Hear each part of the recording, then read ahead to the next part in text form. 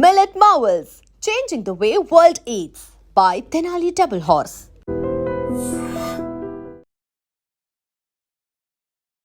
Hi hello నమస్తే welcome to iDream media. నేను మీ శ్రావ్య. మనతో పాటు ఇప్పుడు ఉన్నారు GTA founder and chairman Vishweshwar Reddy గారు. నమస్తే సార్. నమస్కారం అమ్మా. ఎలా ఉన్నారు? బాగున్నాం. How are you? I'm doing great. Great sir, ఈ మధ్య ఎక్కువగా లే ఆఫ్స్ గురించి వింటున్నాం. అవును, అటు ఇండియన్ మార్కెట్లో కావచ్చు, అటు గ్లోబల్ మార్కెట్లో కావచ్చు, లే ఆఫ్స్ అనేది చాలా రేంజ్లో జరుగుతోంది. So Correct. Next career opportunities ఏంటి? అందరూ ఏమంటున్నారంటే ఏ వల్ల లే ఆఫ్స్ అనేది జరుగుతోంది అని అంటున్నారు. చాలా మంది బెంచ్ లో ఉండిపోయారు. ఎక్స్పీరియన్స్ ఉన్న వాళ్ళేమో బెంచ్ లో ఉండిపోయారు. ఓన్లీ ఫ్రెషర్స్ ని మాత్రమే తీసుకుంటున్నారు, వాళ్ళకి ట్రైన్ చేయొచ్చు ఈజీగా అని చెప్పి. ఏ వల్ల మనకి జాబ్స్ వస్తాయి అనుకుంటే పోతున్నాయని చాలా మంది ఫీల్ అవుతున్నారు. సో దాని గురించి మీరేమంటారు? అండ్ కెరియర్ ఆపర్చునిటీస్ ఎలా ఉన్నాయి?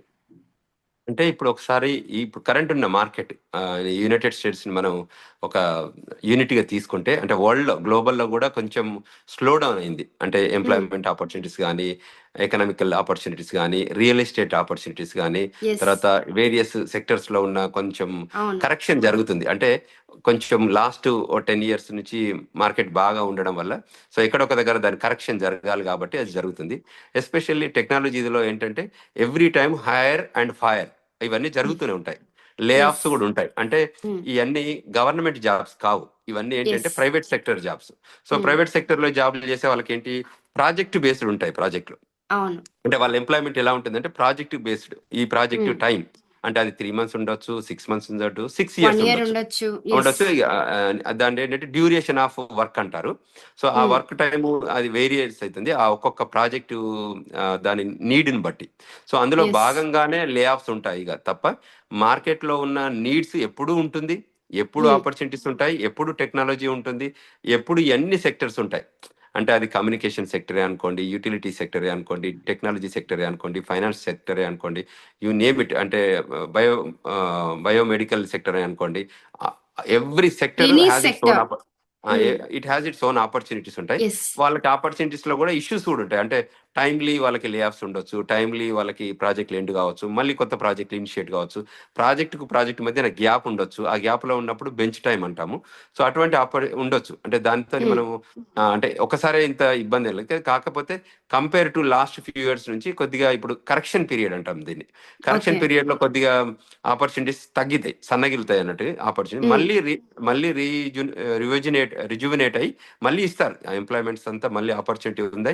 సో అది అప్కమింగ్ ఉన్నాయి. అంటే ఇంకా ఒక్కొక్క క్వార్టర్, ఇక్కడ ఏదైతే యుఎస్ లో క్వార్టర్ బేస్డ్ ఎంప్లాయ్మెంట్ చూస్తారు, ఇక్కడ డిపార్ట్మెంట్ ఆఫ్ లేబర్ కూడా ఏం చేస్తుంటుంది అంటే ఎవ్రీ మంత్ ఎంతమంది జాబ్స్ వచ్చాయి, ఎంతమంది జాబులు వెళ్ళాయి, ఎంతమంది అన్ఎంప్లాయ్మెంట్ క్లెయిమ్ చేస్తున్నారు.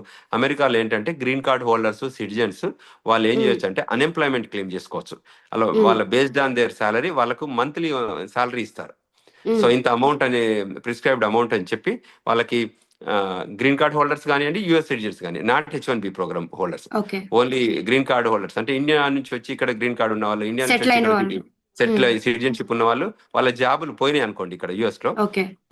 ఒకటి కంపెనీ తీసేస్తే వాళ్ళు సెవరెన్స్ ప్యాకేజ్ ఇస్తారు. So okay. సెవరెన్స్ ప్యాకేజ్ ఇవ్వచ్చు. లేదు ఫైర్ చేస్తే అంటే పెర్ఫార్మెన్స్ ఇష్యూస్ కానివ్వండి, లేకపోతే కొన్ని company behavioural corporate issues. Company corporate policies violate చేయడం వల్ల అవి ఓకే. ఈ మధ్య ఇక్కడ ఫ్యానిమే, ఫ్రెడ్డీ మ్యాక్ అని యుఎస్ లో వాషింగ్టన్ డీసీ మెట్రో ఏరియాలో ఉన్న కంపెనీస్ వాళ్ళకి ఇక్కడ ఏదో మ్యాచింగ్ గ్రాంట్స్, అంటే నాన్ ప్రాఫిట్ ఆర్గనైజేషన్స్ కి మ్యాచింగ్ గ్రాంట్స్ చేయడం రూపకంగా వాళ్ళ కొంతమందిని ఎంప్లాయ్మెంట్ టెర్మినేట్ చేశారు. So okay. అటువంటి వాటిలలో సెవరెన్స్ ప్యాకేజ్ రాకపోవచ్చు కానీ, బట్ యూజువల్ గా సెవరెన్స్ ప్యాకేజ్ ఉంటుంది.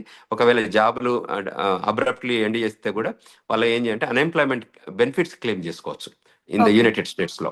సో ఆ రూపకంగా కూడా వాళ్ళకి ఆ ప్రోగ్రామ్ లో యూటిలైజ్ అవుతున్నారు. సో కాకపోతే ఇప్పుడు ఓవరాల్ గా చూస్తే కొంచెం స్లో డౌన్ అవుతుంది. అంటే ఎవ్రీ టైమ్ మనం గ్రాఫ్ కంటిన్యూగా పైకి వెళ్ళదు కదా. So there will be some V recovery, U recovery, as a life line అనుకోవచ్చు, up and down. Up and down ఉంటుంది. కాబట్టి ఆ లైన్ లో జరుగుతుంది తప్ప ఇది డెడ్ ఎండ్ కాదు. అంటే it will be always a pause line కానీ డెడ్ ఎండ్ కాదు. సో మళ్ళీ పికప్ అవుతుంది, మళ్ళీ ఎకనామిక్స్ గ్రో అవుతాయి, మళ్ళీ ఆపర్చునిటీస్ వస్తాయి, మళ్ళీ ప్రాజెక్ట్స్ వస్తాయి, మళ్ళీ న్యూ సెక్టర్స్ వస్తాయి. మీరు ఇంతకుముందు అన్నట్టు ఏఐ సెక్టర్ ఉంది. ఏఐ సెక్టర్ వచ్చేసి చాలా మంది ఎంప్లాయ్మెంట్ తగ్గిస్తుంది, అది ఉన్నమాట. కానీ అక్కడతో ఎండ్ డిక్రీజ్ చేస్తుంది. చేస్తుంది. మళ్ళీ మనకి ఇంకా ఆపర్చునిటీస్ పెరుగుతాయి. అవును. పోను మనకు తెలుసు ఒకప్పుడు మనం మెకానికల్ అంటే అంత మెకానిక్స్ కానీ కంప్యూటరైజేషన్ లేదు. హిస్టారికల్ గా అవును. మనం ఒక 30-40 ఏళ్ళు వెనకకి తిరిగి చూస్తే అవును అప్పుడంతా సార్. మాన్యువల్ వర్క్ జరిగేది. సో అవును. ఇప్పుడు పెరుగుతుంది. అంటే టెక్నాలజీని అడ్వాన్స్ యూజ్ చేసుకుంటూ టెక్నాలజీ బేస్డ్ పైనే మనకు అన్ని డే టు డే యాక్టివిటీస్ కూడా జరుగుతున్నాయి. సో అవును. అంచేత ఇంకా ముందు ఇంకా వస్తాయి. కానీ that does not mean that మనకు టోటల్ అన్ఎంప్లాయ్మెంట్ ఉంటుందని కాదు. హ్మ్. ఎందుకంటే ఆ కోడింగ్ కూడా చేయాల్సి ఉంటుంది. ఆ కోడింగ్ లో ఉన్న ఆపర్చునిటీస్ కూడా చూడొచ్చు. తర్వాత యూజబిలిటీ యూజర్స్ అనేది ఎప్పటికి ఉంటుంది. అంటే అది ఏ హ్మ్. ప్రోగ్రామ్ అయినా టెక్నాలజీ ప్రోగ్రామ్ అయినా యూజర్స్ అనేది ఉంటుంది.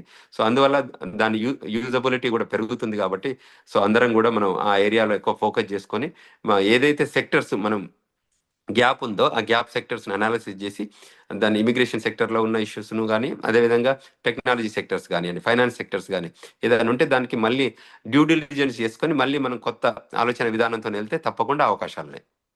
అంటే కెరియర్ ఆపర్చునిటీస్ ఎలా ఉంటాయంటారు?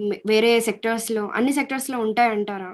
ఉంటుంది ఎప్పటికీ. ఇప్పుడు ఫార్మాస్యూటికల్ సెక్టర్ ఉందనుకోండి, బయోమెడికల్ ఇంజనీరింగ్ సెక్టర్ అనుకోండి, లీగల్ సెక్టర్ అనుకోండి, మెకానికల్ సెక్టర్ అనుకోండి, సివిల్ ఇంజనీరింగ్ అనుకోండి. అంటే ఒక సొసైటీ ఒక్క ఓన్లీ టెక్నాలజీ సైడ్ తోనే నిర్మాణం జరగదు. ఒక సొసైటీలో అన్ని రకాల పీపుల్ ఉంటారు, అన్ని అవును. సెక్టోరియల్ పీపుల్ ఉంటారు, అంత ఎంప్లాయ్మెంట్ ఉంటుంది. అంతే కదండి. మెడికల్లో అవును. ఉంటాయి, హాస్పిటల్స్ ఉంటాయి, టీచింగ్ ఉంటుంది, మీకు ప్రొఫెషనల్ గా ఎడ్యుకేషనల్ సైడ్ కూడా ఉంటాయి కదా. అవును. టీచింగ్ సెక్టర్ ఉంటుంది, law and order law administration ఉంటుంది, యాహ్! లా ఉంటుంది, తర్వాత లా ఎన్ఫోర్స్మెంట్ ఏజెన్సీస్ ఉంటాయి, సో సెక్యూరిటీ ఏజెన్సీస్ ఉంటాయి, తర్వాత స్పేస్ రీసెర్చ్ ఉంటుంది. ఇప్పుడు స్పేస్ లో కూడా వెళ్ళి శాటిలైట్స్ కానివ్వండి, లాంచింగ్ కానివ్వండి, ఆ స్పేస్ రీసెర్చ్ ఉంటుంది. It is a continuous evolving of different sector growth opportunities ఉంటాయి. Yes sir. సో ఎక్కడైనా కన్స్ట్రక్షన్ ఉంటుంది. ఇప్పుడు గ్లోబల్లీ చాలా కన్స్ట్రక్షన్ రిఫైన్మెంట్ అవుతుంది కదా. ఓల్డ్ స్ట్రక్చర్స్ అని తీసేసి కొత్త స్ట్రక్చర్స్ కడుతున్నారు అవును. Because of the new contemporary designs తోని, గ్లాస్ డోర్స్ తోని మన కొత్త కొత్త సెక్టోరియల్ వస్తున్నాయి కదా. అవును సో సార్. అందులో ఇంకా చాలా కన్స్ట్రక్షన్ ఏరియాలో కూడా ఉంది. సివిల్ ఇంజనీరింగ్ లో చాలా ఆపర్చునిటీస్ ఉన్నాయి, మెకానికల్ ఇంజనీరింగ్ లో ఉన్నాయి, ఫైనాన్సెస్ లో ఉన్నాయి. అంటే you name it, every sector has its own opportunities. అక్కడక్కడ కొన్ని గ్యాప్ టైమ్స్ ఉంటాయి, కొన్ని వాళ్ళు రెసిషన్ ఉంటుంది ఆ పర్టికులర్ సెక్టర్ లో కూడా. కొన్నిసార్లు ఫార్మస్యూటికల్ సెక్టర్ ఎక్కువ తక్కువ ఉంటుంది, అట్లే టెక్నాలజీ సెక్టర్ ఎక్కువ తక్కువ ఉంటుంది. అంటే ఒకసారి బాగా పెరిగింది దాని కూడా కరెక్షన్ పాసిబిలిటీ ఉంటుంది కదా.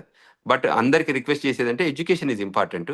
సో ఇక్కడికి వచ్చాక ప్రాపర్గా ఎడ్యుకేట్ అయ్యి ప్రాపర్గా ఎంప్లాయ్మెంట్ చేసుకోగలిగితే, అంటే ఆ ఫ్రేమ్ వర్క్ లో మనం జాబ్ చేయగలిగితే దాన్ని మించింది లేదు.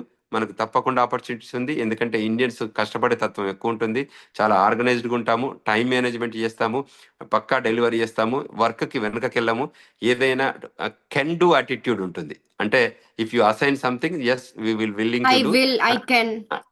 కెన్ డూ, దాని we hmm. Can name it can do attitude. So హ్మ్.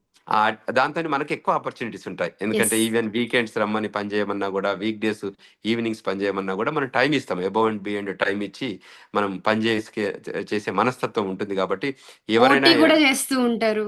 Correct.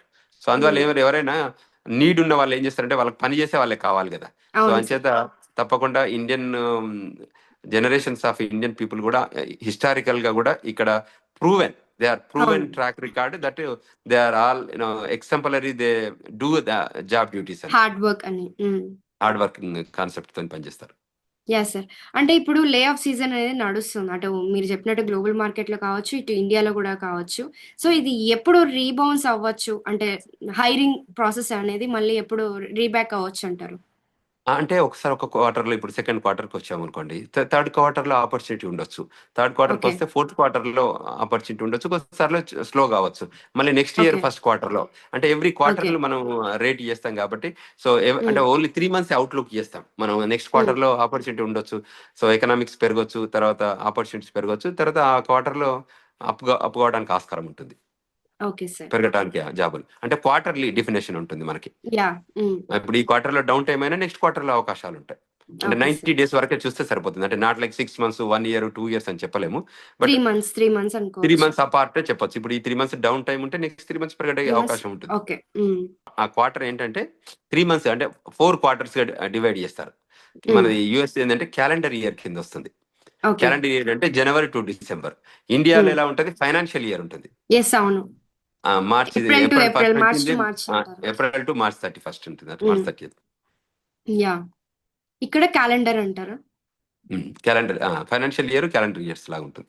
Yeah, sir. Thank you so much, sir. And for more videos, Please subscribe to iDream. Please subscribe to iDream. Please subscribe iDreams. And please subscribe to iDream. For more videos, subscribe to iDream. please like, share, and subscribe to the channel. Congratulations, iDream. Subscribe to iDream. Subscribe to iDream. So subscribe to iDream Media. iDream team అందరికి huge congratulations. Please subscribe iDream Media. Please subscribe to iDream. Subscribe iDream. Please subscribe to iDream. iDream అంటే నా కళల ఛానల్ను subscribe చేసుకున్న నోరు తిరుగుతలేదు, మీరైతే గంట గుర్తు కొట్టండి. For more such videos, please subscribe to iDream. Subscribe to iDream. Please subscribe to iDream. Please subscribe iDream Media. Please do subscribe to iDream. Please subscribe to iDream Media. For best entertainment and information, please subscribe iDream. And don't forget to subscribe to iDream.